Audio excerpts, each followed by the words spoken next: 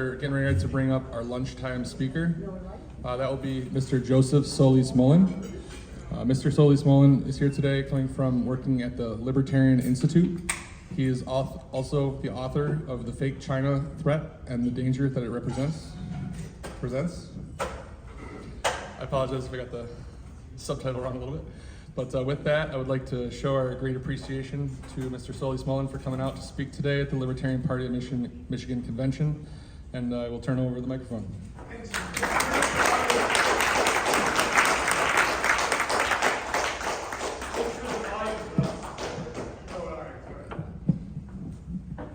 if this will work. Thank you, Andrew. I've been told that this microphone is sensitive, so I apologize if I'm being either too loud or too soft in my speech. Good morning and afternoon to everyone. It's an honor to be here today at the Libertarian Party of Michigan's convention. I want to thank the party, and especially Mr. Trevor Stepp. He is the one who reached out to invite me to speak, and for the hard work and dedication that so many of you have shown in promoting libertarian principles across our great state. It is a difficult, necessary, but oftentimes thankless and difficult task. It was suggested to me that I start my address with something lighthearted in the spirit of a joke, so here it goes. The government is using your tax dollars well and is totally entitled to them. I had pause for laughter and then I got some laughs. Nailed it. Okay.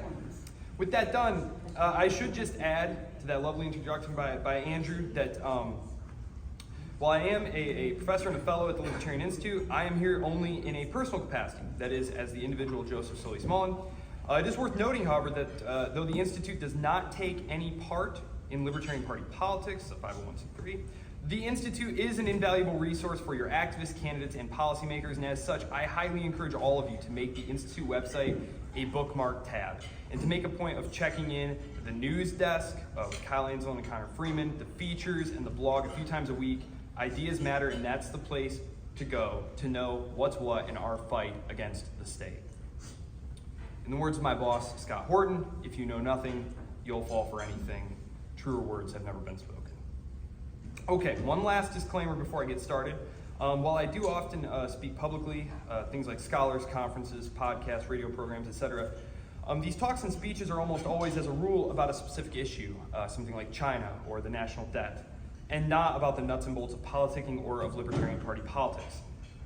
However, having been invited, having been interested in having long-harbored opinions about the way forward, I would appreciate your consideration, and at the end of my time, I would be happy to answer any questions that you may have.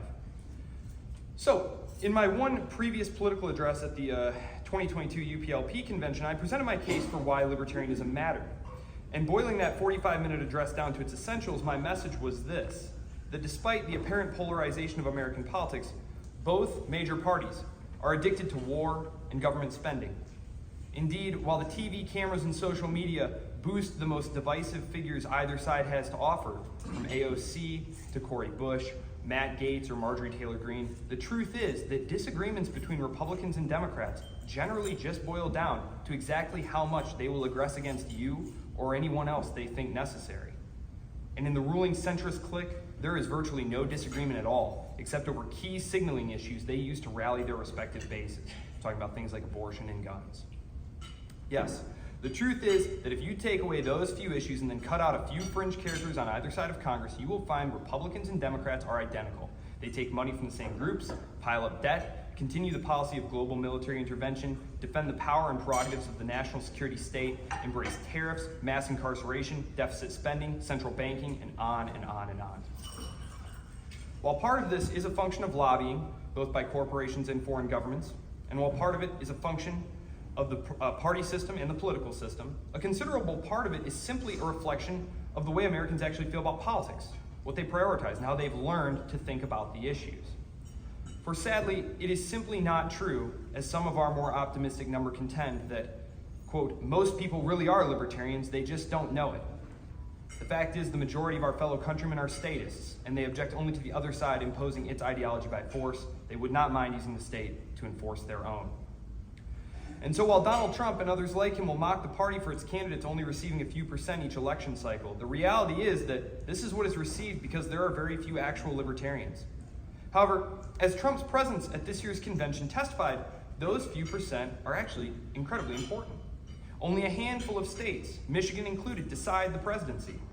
And so, in the increasingly contentious arena of American politics, getting those votes matters because it means the parties will increasingly chase us. And while that doesn't mean you should vote for them or their candidates, it does give you a chance to be heard and to boost the platform of our own ideas. And when it comes to our ideas, they are both principled and factually sustainable.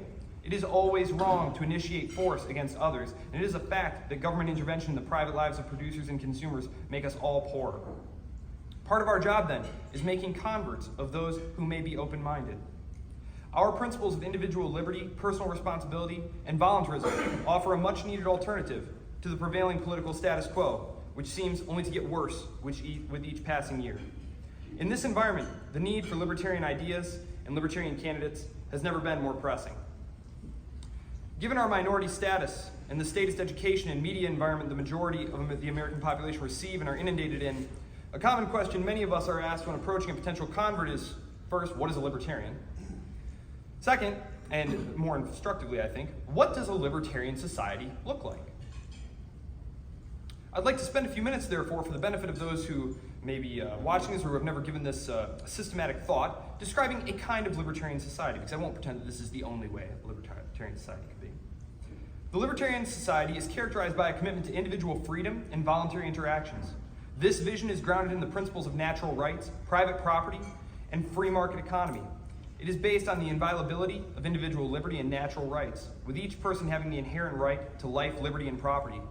Importantly, under this paradigm, these rights are not seen to be granted by governments, but are inherent to human nature and must be safeguarded against any form of coercion or infringement, especially that of government.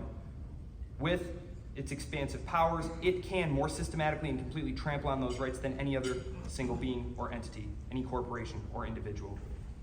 Private property is the cornerstone of libertarian society. Property rights stem from self-ownership, meaning that individuals own their bodies and the fruits of their labor. Property can be acquired, therefore, through homesteading, that is the mixing of one's labor with unowned resources, voluntary exchange, or gifts, and the protection of private property is crucial for a prosperous and free society. So too are free markets. Free markets are seen by the libertarian as the most efficient and just means of organizing economic activity. In this view, voluntary exchanges between individuals, free from government interference, lead to mutually beneficial outcomes and the optimal allocation of resources. The market, driven by supply and demand, sets prices and wages, leading to innovation, productivity, and sustainable economic growth. A central tenet of libertarian philosophy is, of course, the non-aggression principle, which asserts that aggression, defined as the initiation of force or coercion against individuals or their property, is inherently wrong. The NAP forms the ethical foundation for interactions in a libertarian society, ensuring that all relationships, art, and transactions are consensual. Taxation being non-consensual expropriation in the libertarian society, the functions currently performed by government, such as education, welfare, regulation, should all be privatized. So too the legal system. A libertarian society features a legal system rooted in the protection of individual rights and the enforcement of contracts. And in this society, the justice system would be privatized with competing arbitration agencies providing dispute resolution services. These agencies would operate under a common legal framework, grounded in natural law and the NAP, ensuring impartiality and accountability in a competitive marketplace. Education, of course, that too would be privatized. Government involvement leads to inefficiency and indoctrination, as anyone who has listened to the average AP lecture on Harry Truman or any other number of subjects can tell you. In the libertarian society, education would be provided by private institutions funded through voluntary means such as tuition, donations, and endowments, and this system would foster competition, innovation, and a diversity of educational approaches, tailored to the needs and preferences of students and parents. With regard to welfare and charity, by no means would these cease to exist in the absence of government.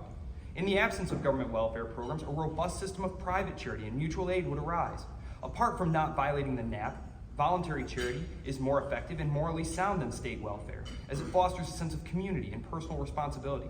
Private charities, religious organizations, and community groups would play a central role in providing assistance to those in need, as they did prior to the rise of the welfare state in the last decades of the 19th century, solidifying them under the pressures of 2 world wars.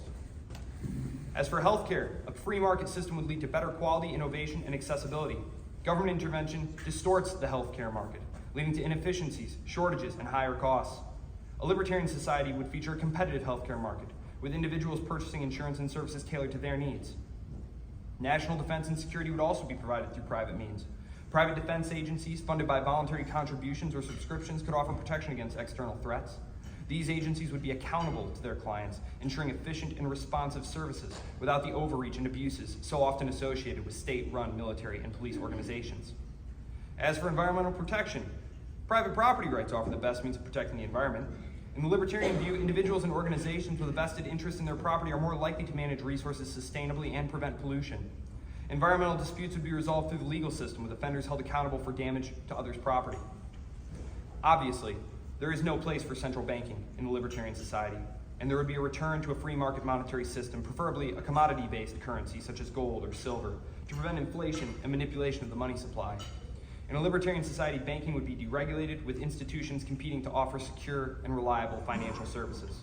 The libertarian society is a decentralized society where power and decision-making are restored to local communities and individuals who should have the autonomy to organize and govern themselves according to their preferences. Voluntarism, where all forms of association and cooperation are based on consent rather than coercion, is our key principle. The libertarian society would be tolerant of diverse cultural and social practices as long as they do not infringe on others' rights. Individuals should be free to live according to their values and preferences without interference by the state. This cultural pluralism is seen as a natural outcome of a society based on voluntary interactions and respect for individual rights. While such a society is obviously a far cry from where we are now, this vision of society based on freedom, justice, and prosperity should inform and inspire libertarians as they wage continued battles against the statists of both right and left, that is, Republicans and Democrats. Please humor me with this aside. I know there are people in the liberty movement who hate the terms right and left because they generally obfuscate rather than clarify. I must say, however, that knowledge of the phraseology's history makes the terms seem actually quite apropos. You see, during the French Revolution, these two parties that were, in many respects, identical in that they wanted to create a powerful, modern, bureaucratic, centralized state, sat on two opposing sides of the hall, right and left, and that is where the expression comes from, and why I also think it happens to be so apropos, because Republicans and Democrats are really two sides of the same coin, and that they are only slightly different types of statists, as I already said. But I digress. Thank you for humoring me. Having described for you the alternate libertarian vision for society we advocate, I need to say a few words about the importance of that institution that, more than any other, has taken upon itself the responsibility for carrying the banner and for working towards seeing realized the libertarian vision of society, the Libertarian Party. The party has a dual mandate, as I see it. On the one hand, the party is the most visible, most prominent platform for the championing of the ideals and policies just described. From ending the drug war and entitlement programs, eliminating the CIA and FBI, to eventually eliminating the state entirely. On the other hand, it is the organization responsible for finding the candidates and running the campaigns that will see these policies brought to fruition. In the first case, then, the messaging needs to be principled and consistent. It should brook no compromise with statist positions, and its platform needs careful stewardship in order to make the difference between us and them as stark as possible on every issue at all times. Realistically, on the level of trying to win the races necessary to realize the policy goals I outlined above, the present focus should be on local races. Resources and quality candidates are scarce, and what resources we have should be carefully targeted toward local races where the chances of winning are compelling enough to justify the application of those limited resources, be they monetary, be they volunteer hours, etc. The top of the ticket, therefore, whether the office being contested is the presidency, governorship, Senate seat, etc., is not really about winning, but about messaging, whereas the down-the-ticket races are about winning and then finding ways to pragmatically govern while making incremental steps toward the fullest realization of our policy platforms. This will be a challenge, but there are obvious allies in every community. I am talking here specifically about targeting small business owners in the local chambers of commerce, both for candidates and for fundraising opportunities. Big government is directed against us all, but it is most especially directed against them. These areas, these local communities then, could form springboards to successful campaigns for higher offices down the road. Apart from championing deregulation and tax cuts at the local level, two key topics where top-of-the-ticket libertarian candidates for office can help positively influence elections is on the issues of debt and war, because these are issues that can appeal to specific segments of both the Democratic and Republican parties as well as their electorate. And candidates should seek out media and speaking appearances to make sure that these topics are on the agenda in order to force public discussion of them. Granted, this is not ideal, but it is something positive that we can do right now, even given the massive structural and financial disadvantages the Libertarian Party faces compared to the entrenched duopoly. Now, it's no secret that our party, like any political organization, faces internal debates, differences of opinion, and squabbles. To some degree, this is natural and healthy, for debate is the lifeblood of a dynamic and evolving political movement. However, we must remember that unity is our strength, especially during elections. And when election time comes, it's essential that we put our differences aside and stand together. Our ability to influence the political landscape and advocate for our principles depends on our collective action. By working together, we can present a united front and make a significant impact. That's why I want to say a few words in favor of the Libertarian Party's candidate for president, Chase Oliver. Not because he was my candidate, and not because I agree with everything he says or does, but because he is the only Libertarian on the ballot. It's true that he has personally progressive cultural preferences, and that he was once a Democrat, but he does not support the initiation of state violence against those who do not agree with him in order that they might be brought into line. That is the position of Republicans and Democrats, not Libertarians. It is the greatest difference between the statists on the one hand and the voluntarists on the other. Therefore, to those who say Libertarians ought to support Donald Trump, or that Libertarians ought to pitch Chase Oliver as somehow an alternative to Joe Biden for Democrats in order to help Trump get elected, I will add a few further thoughts. First, former President Trump. While touting a message of reducing government intervention, far more often than not, he failed to live up to those principles, and miserably so. His administration saw increases in government spending and intervention in various sectors of the economy. His approach to trade, characterized by tariffs and trade wars, contradicted the principles of free trade and economic freedom that we advocate, and his administration further featured the continuation of interventions abroad. Ignore, then, the promises of now candidate Trump, and just recall the damning particulars of what President Trump did in his first 4 years. It was Trump who began sending lethal aid to the Kiev regime. It was Trump who increased bomber flights near Russia's borders. It was Trump who increased U.S. naval activities in the Baltics. It was Trump who expanded NATO. It was Trump who ripped up the Iran nuclear deal. It was Trump who ripped up the Open Skies Treaty, the INF Treaty, and tried to kill the New START Treaty. It was Trump who started the trade war with China. It was Trump who moved the embassy to Jerusalem. It was Trump who authored the Abraham Accords. It was Trump who banned bump stocks. It was Trump who badgered the Fed for lower interest rates. It was Trump who begged for massive infrastructure bills to sign. And it was Trump who handed over the running of the country to Fauci and his clique of bureaucrats during COVID, and on and on and on.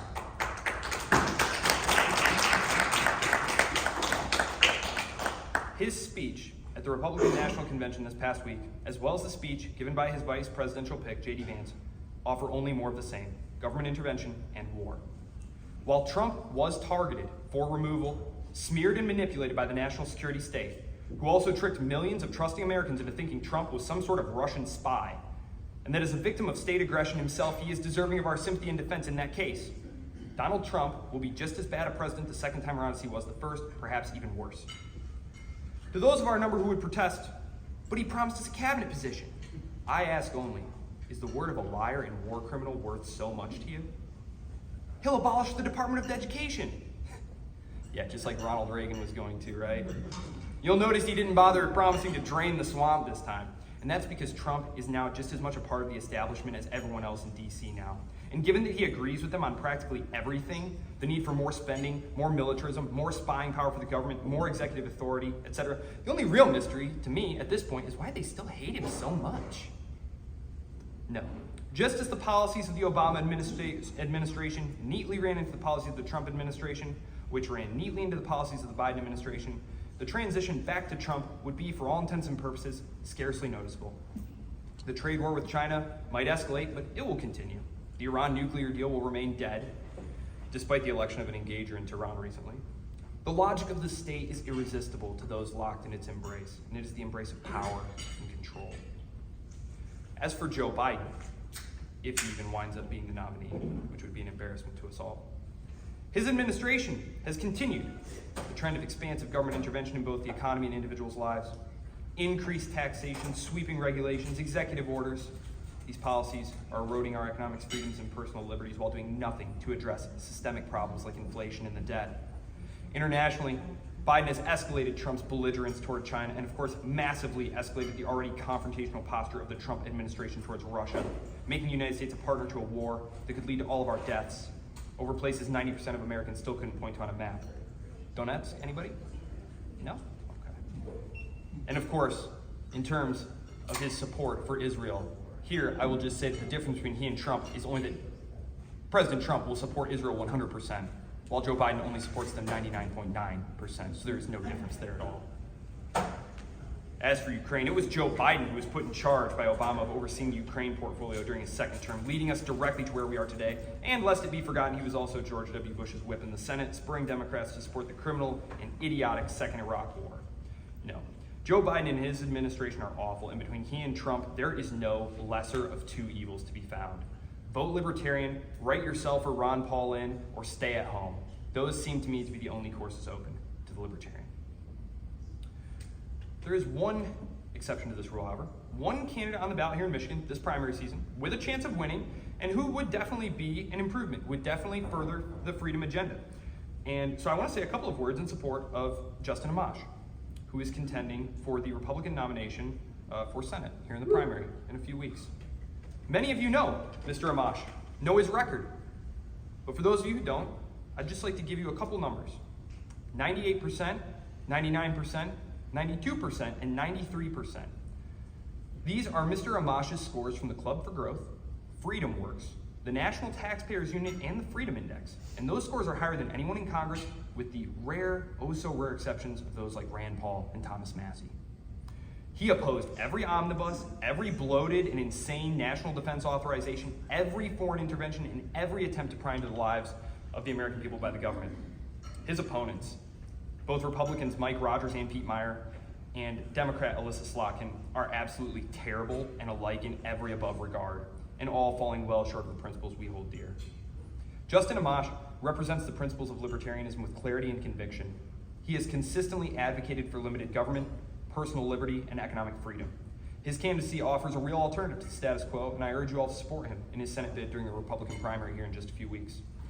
Especially in these bigger statewide races where we simply have no realistic chance as things stand now of winning it ourselves, we need to be strategic in our support. And it is nigh on impossible for me to imagine a better candidate with a better chance than Mr. Amash. While we are, at this moment, on the outside looking in, there are opportunities to make real gains. Apart from things like working to effect changes in the structure of the political system, things like ranked choice voting, proportional representation, competing directly by running to the right or left of candidates in areas where either Republicans or Democrats don't devote much, if any, effort to contesting races is one possible strategy. For example, in many counties in the upper middle part of the Lower Peninsula, the Republican candidate runs literally unopposed up and down the ballot. So you could run to the right of a Republican there and stand a decent chance, I think. It's a strategy worth thinking about at least. Such a strategy, one aimed at local offices where the odds of winning are especially favorable, represent the best opportunities for long-term growth, as they would then offer bases for fundraising and volunteers, which are what every single political movement needs. While there are splits within the libertarian movement, ideological and policy differences, at its most basic, libertarians believe the path to prosperity lies in human freedom, and it rests on a belief that individuals should be free to make their own choice about what is best for them. Because of the overlap between various libertarian positions and those of other parties, such as decriminalizing drugs or cutting taxes, I have only one hard and fast rule for libertarians seeking public office, and that is to never, ever, ever side with the hawks, because it is the one thing that makes us unquestionably different from the existing duopoly. So-called isolationists like J.D. Vance are not anti-war, they just have preferred wars, like against Iran and China, as opposed to against Russia. Of course, from a normative standpoint, it is right for all people to enjoy freedom and prosperity, but realistically, as a matter of policy, the cost of Washington imposing such a situation on the entire world is simply too high, and the task is completely undoable. At the end of the Cold War, the Democratic and Republican elites set out to remake the world in America's image, and they failed. They seemed not to notice or care, but now the unipolar moment is over, and there will be consequences if they don't stop. It is up to the Libertarian Party to hold them to account and to get the American people to realize that these policies are not in their interest, that they make them poorer, less safe, and less free. Flatly reject any notion that refusing to go along with their insane plans constitutes a lack of patriotism on our part. The Republicans and Democrats are not the country. They are political parties who have destroyed the country, ripping up the Constitution in the process. Where, for example, in the Constitution does one find provision for the permanent deployment of U.S. troops in forever wars without congressional approval? Where the authority to set up a range of domestic and foreign spying apparatuses? These questions are, of course, rhetorical. The Republicans and Democrats just did whatever they wanted. As it was originally interpreted, the Constitution gave most of the power to the states, and it's toward this end we should work. At the state level, libertarians should be pragmatic in seeking effective coalitions to advance our interests. Know your audience. Don't start by telling Democratic Socialists or progressive you've just met how we're going to eliminate all taxes. It just won't be, it will be a non-starter for them. Start by telling them how the Libertarian Party is the only party that actually seeks to end the war on drugs, releasing all non-violent drug offenders immediately. When trying to sell such policies to open-minded Republicans, don't waste your breath talking about things like overcrowding or overdose rates in countries that have done this already, but instead focus on the enormous fiscal savings to be had. It costs tens of thousands of dollars annually per inmate. Though our policies are the correct ones, we should not kid ourselves. Being right isn't enough. This is politics, and every entrenched interest that is attacked will fight back. We need to be prepared. We need to network and support one another, communicate our policies clearly, stay on message, and work with other marginalized political groups to open up political competition within our individual states. Remember, progressive leaders actually despise the centrists who dominate their party in the same way the actual America Firsters hate the neocon Republican establishment. We should use this to our advantage. They are our natural allies, as they seek the same thing we do, which is the overthrow of the existing order. I'll conclude then with this, just as something to think about. The first party system in the United States emerged in the 1790s with the Federalists, led by Alexander Hamilton, and the Jeffersonian Republicans, led by Thomas Jefferson. This system was characterized by an intense rivalry over issues such as the power of the federal government, economic policies, foreign relations. Now, the War of 1812 effectively killed this party system, fusing as it did many of the policies of the Federalists, like central banking, which had been previously opposed by Jefferson, to the Jeffersonian Republicans, while at the same time marginalizing the Federalists, who hadn't wanted anything to do with another war with the British in the first place.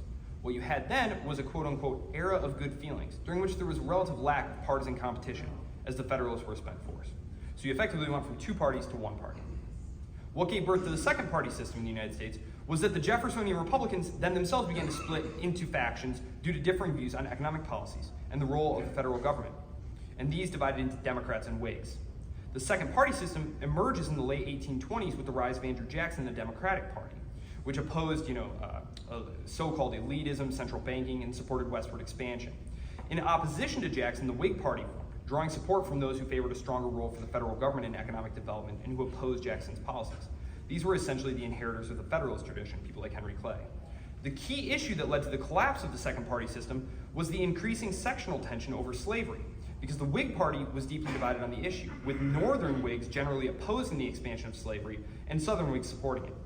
The Kansas-Nebraska Act of 1854, which allowed for popular sovereignty to decide the issue of slavery in new territories, exacerbated these sectional tensions and effectively split the Whig Party, with Northern Whigs outraged by the act while Southern Whigs supported it, leading to the party's collapse.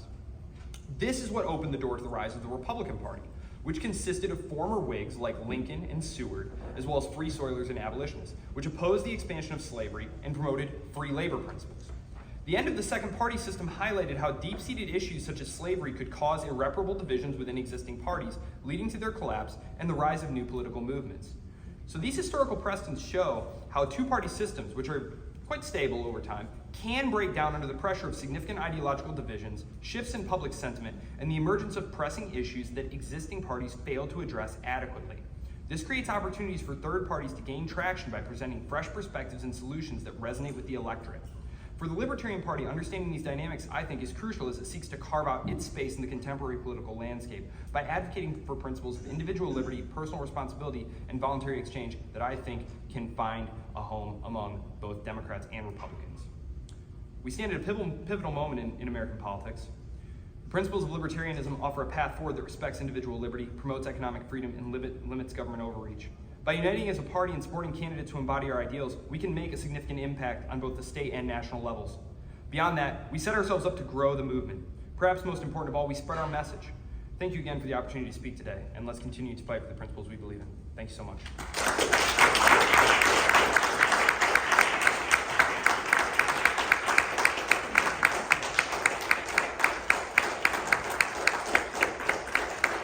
If anyone has any questions, I would be happy to take them. By the way, thanks for coming here. By the way, are you from Michigan originally, that you show up at two of our conventions, or what? Yes. Oh, yes to both. Yeah, one question is, I liked your explanation that we should, with progressives, we should out-left them, and with conservatives, we should out-white them. I'm just wondering, do you think that the spending thing is even an issue for Republicans anymore? Because as Ralph Raico used to say, Ronald Reagan is called, I think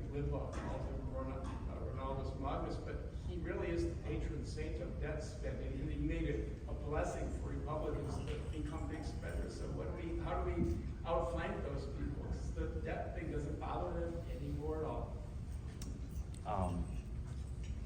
Yes, referencing Ralph Raico, he's my absolute favorite historian, so thank you for that, Ralph Raico. Look him up if you haven't. Yes, David Stockman, who was in the Reagan administration, actually wrote a really good book back in the 80s, or maybe it was in the 90s, about the failure of the Reagan Revolution. How what was supposed to happen was the government spending was supposed to get gutted, the Department of Education was supposed to be killed, cut. And what happened instead is he normalized deficit spending for Republicans. I will not blame everything on Ronald Reagan, obviously. Richard Nixon took soft gold. A lot of the inflation that happens is under his watch there, pressuring Arthur Burns, but the problems went back into the 60s. There were lots of problems. I'm going to try not to get sidetracked. Yes, today. Yes, I would say this. The Republicans only like to talk about the debt when they are not in office. However, when Trump came along, and basically just wanted to do things, wanted to spend money, wanted to have his name on big bills and stuff, he really did normalize just spending. Like he has introduced a populism into the GOP that is totally unhealthy, because they were the only party that even pretended to care about fiscal discipline prior to that. Granted, it was very selective when they cared about fiscal discipline. $1 trillion military budget, they don't care about that. But I mean, just look at the rhetoric. I believe Chase this morning mentioned it. Both Biden and Trump swear they won't touch Social Security or Medicare. What are you talking about? Those programs aren't sustainable. We're approaching $200 trillion in unfunded liabilities. What are you talking about? Now, the electorate does care about it. If you look at surveys of what voters care about, one of the problems that we run into is there are so many different issues that the electorate cares about. I was speaking with I believe Andrew earlier about the war on Gaza, and yes, progressives do care about that, but it's one of a host of issues that they care about. And when you ask them about their preferences, foreign policy is barely a top 10 usually. Now, in select communities, such as in Dearborn, we probably get a different return on that right now. But the problem really is that spending is just tied into a whole bunch of other things. You've got the senior vote that's not going to be willing to listen to anything talking about cuts to Social Security or Medicare or anything like that. It's a real challenge. Running to the right of Republicans, I think our best bet at that point is to really focus on foreign policy, number one, because if you look at surveys, Americans are not that enthusiastic, especially Republicans are not that enthusiastic about going and fighting other people's fights.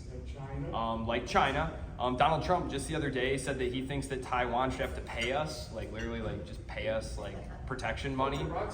Which I was gonna say, actually, if you go to the Libertarian Party, the Libertarian Institute's website right now, they're doing a fundraiser, and one of the books they're giving away is Israel, winner of the 2003 Iraq oil war. And it was written by Gary Vogler, who was the Bush administration's civilian oil czar. And he gives you the whole backstory on what was going on there.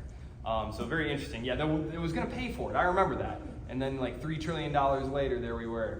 It's so funny, though. That's the thing is, these policies, that's why you can never, ever side with the states. You can't give them a little bit. Because once you give them that little bit, you're never, ever going to get it back, ever. That's why you can't do things like tinkering with new social programs. Karl Popper,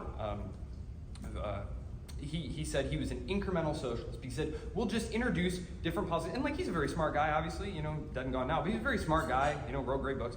He said, we'll just try a policy, and if it doesn't work, we'll stop that policy and we'll start doing it. It's no. The instant you start a new program, a new policy, a new department, it has vested interest in a budget. And they're gonna fight like hell to keep it, to grow it, to expand it. They're never gonna give it back. We're on pace for $2 trillion a year deficits.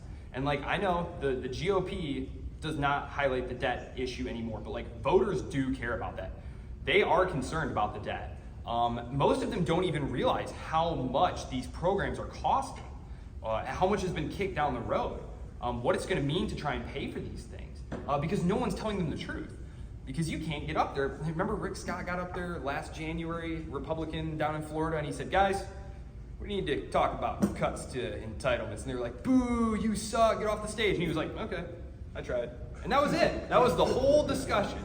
That was the whole discussion. And so yeah, we can definitely lead there. We can outflank them there. And yeah, then as far as the progressives go, you know, I think, again, and this is, we need to be Big Tent because we need to be able to go and approach these communities where they have different policy priorities. We need to be able to build a coalition across different backgrounds and different ideological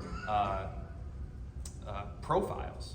So I don't think that we should have this one cookie cutter idea of like, this is what a libertarian is, this is the voter we're looking for. We should just be trying to work on an issue by issue basis and really trying to foster their hatred of Democrats and Republicans because they do a terrible, terrible job. So, yeah, thanks. What are your thoughts on Argentina and Javier Milei's proposed law to criminalize printing money? Well, we'll see how it goes. He's off to a good start. I mean, obviously, you know, the economy's contracting, but inflation is stabilized. It's going to be a while. He did a great job cutting departments there. Argentina is a total basket case. So I would just say this: Javier Milei is on the right track. But if Argentina does not do well over the next 5-10 years, it's not because he was there. It's because of the 30 years of mismanagement that happened before him. I mean, I'm not even going to spend my time talking about what a basket case Argentina is. But that is what socialist rule for 30 years will do to a country, and handouts from the IMF without actually making you do the hard work of making structural reforms. So get rid of the IMF too. Okay. Yeah.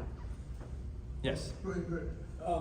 This is kind of a open-ended question. Just give me your opinion. Like, if you had maybe put this in the Pareto principle, to what extent do you think we have to like break the spell of people who are voting for Democrats or Republicans by kind of showing that they're not really in like a libertarian society right now? They're kind of in an FDR Truman society where we have to go fight the bad guys everywhere. Do you think it's better to focus there, breaking the spell, or leading by example, like a parallel economy where we're trading ourselves with sound money? And think it's better to lead by example or break the spell? If we can do both, if we can show them an alternative while trying to break the spell, one thing that you brought to my attention just now, you'll hear people say, unregulated capitalism did this. It's like, what are you talking about? Wow, the state school system does a really good job. They do a good job convincing people that this is what unregulated capitalism looks like. You can't do anything. Everything's regulated here. So, no, we need to break the spell to show them that this is not what a free market looks like. This is not anywhere close to unregulated anarcho-capitalism. This is not that. This is Truman and FDR's world that they made. So, I mean, creating a parallel economy, showing them their alternatives is important. So both, if possible. Yeah. The state you live in and the state you live in, are you a pessimist or optimist? I love Michigan. We'll probably never leave. Well, we're a swing state, so I like that my vote actually matters in elections. I don't like Gretchen Whitmer. Yeah, I don't know. I mean, I feel like that's an obvious one, right? Like, she's a gross statist, you know, with just all the hookup to the Biden administration that you like. But I mean, that's pretty par for the course. Like, look at Pete Meyer, right? Who was, you know, a congressman here. Like, he's just your ordinary centrist, spend a bunch of money, intervene in the economy, go fight some wars Republican. Like, there's no difference between them. Like, if Pete Meyer were our governor versus Gretchen Whitmer, like, I wouldn't feel that much better about it. We need like a Javier Milei to come in there and just gut the thing. I mean, Michigan could be a great place for business. Instead, it just doesn't have a business-friendly environment. Taxes are too high. Yeah, I mean, I love Michigan. Not gonna leave. The Michigan. I would love to see the Michigan Republican Party just destroy itself so the Libertarian Party could be the other party. Because, like I said, the Michigan Libertarian Party is bad. They suck. They suck at winning races, and their party just sucks because their candidates are basically Democrats driving the speed limit. You know what I mean? So. Libertarian. Yeah. You mean Republican? What is it? I think it's a Libertarian. That's all. No, I mean, I would like the Libertarian Party to replace the Republican Party because the Republican Party here in Michigan is horrible at winning races. And again, there's not that much light between them. Like, I look at the Senate race and it's like, okay, Let's say Pete Meyer or Mike Rogers faces off against Alyssa Slotkin. It's irrelevant who wins. It really doesn't matter. The policies will be the exact same. We also need to do a better job just kind of starving the government. And part of that is getting rid of the Federal Reserve, because that's really what facilitates all of these policies. Chase was talking about it today, that when you hear deficit spending, like that's the money machine coming on, that's inflation. They're taxing you, but they're too cowardly to even say, you gotta pay for what we're doing here, right? It's no coincidence that the century of central banking coincided with the century of World War. You can't fight world wars without central banks, without the inflation of a central bank. So, yeah. Wouldn't it be more honest to be straightforward with the voter or voters, or that person that asks you a question that favors either party? I mean, just come out and say it, that our inflation is caused by you, the voter, voting for the two major parties that create the money and they spend it. I mean, it wouldn't be much better. I agree. Voters need to take accountability for that, because there's too much apathy. Too many people say, oh, I hate both candidates, but I hate them a little bit more than them. There's also the lack of public education. Too many people think that inflation is just a rise in the general price level. But prices are a complex phenomenon caused by a variety of factors.